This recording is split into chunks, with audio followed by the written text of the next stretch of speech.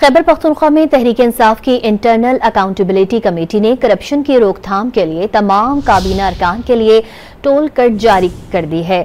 Tool kit तमाम काबीना अरकान को करप्शन से बचने के इक़दामात में रहनुमा उसूल फराहम करेगी। काबीना अरकान टूल किट के मुताबिक जामे तहरीरी जवाब तैयार करें।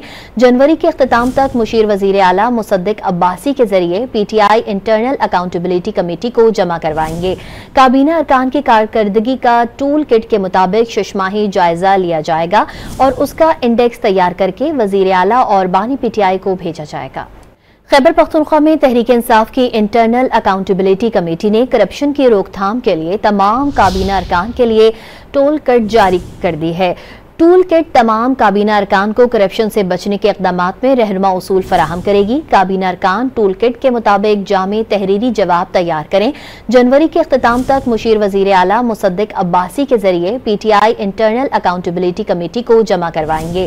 काबीना अरकान की कारकर्दगी का टूल किट के मुताबिक शुशमाही जायजा लिया जाएगा और उसका इंडेक्स तैयार करके वज़ीर आला और बानी PTI को भेजा जाएगा।